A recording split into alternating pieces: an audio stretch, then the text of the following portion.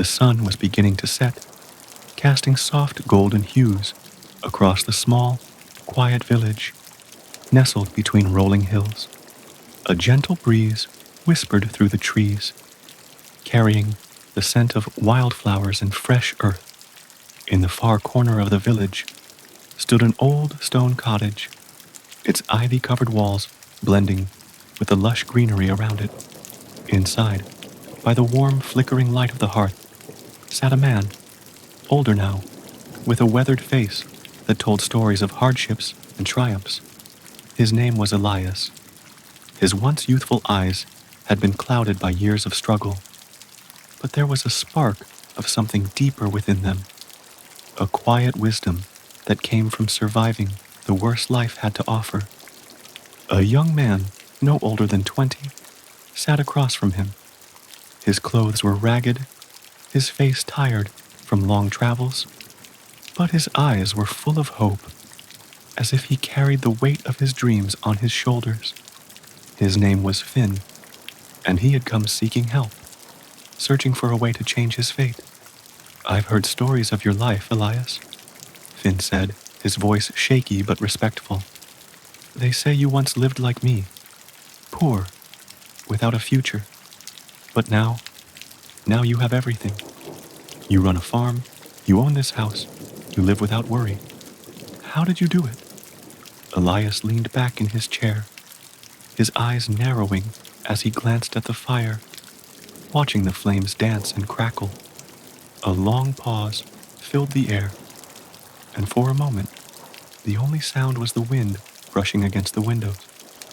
"I was once like you," Elias said softly, his voice calm, steady, and almost lost in the crackling of the fire. "I had nothing, not even a roof over my head on some nights, just the cold earth beneath me and the stars above. My family had been poor for generations. My father worked the fields, and my mother kept the house. But no matter how hard they worked, it was never enough. We were always hungry, always struggling." Finn listened intently, his gaze never leaving Elias. He could hear the weight of the words, the pain from a past long buried. "I was young, just a boy really, when I learned what it meant to be truly poor," Elias continued, his voice low and distant. "I remember my mother's tired eyes, the way she would always smile even when there was nothing left to smile about. And my father, he was a quiet man, a hard worker, but the land was unforgiving. We never had enough to eat, and the cold in winter, it would seep into our bones. I spent many nights just lying awake, wondering if there was any hope for people like us." He paused, and Finn noticed the change in Elias's expression.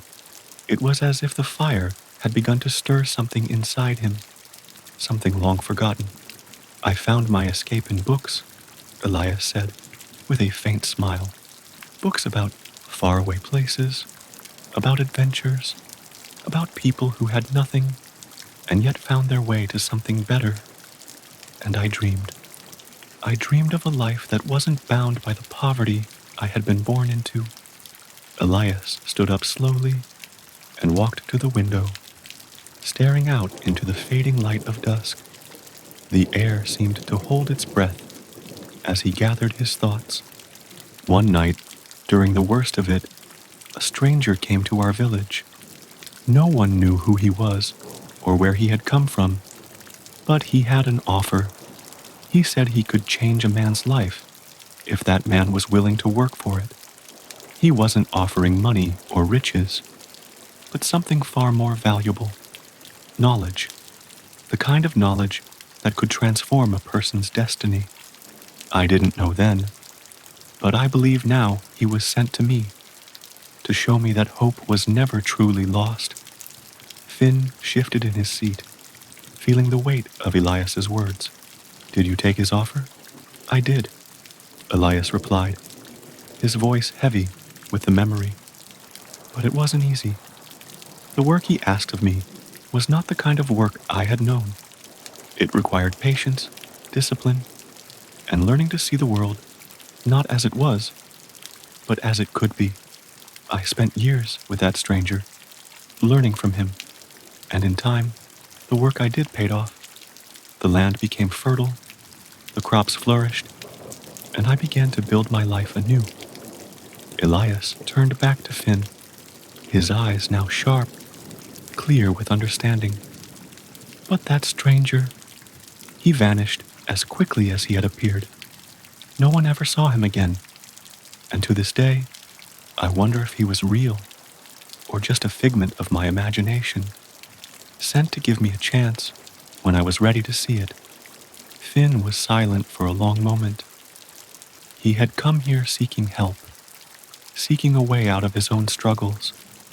But what he was hearing was something deeper than mere advice. It was a story of transformation, of belief, and of an unknown force that had changed everything.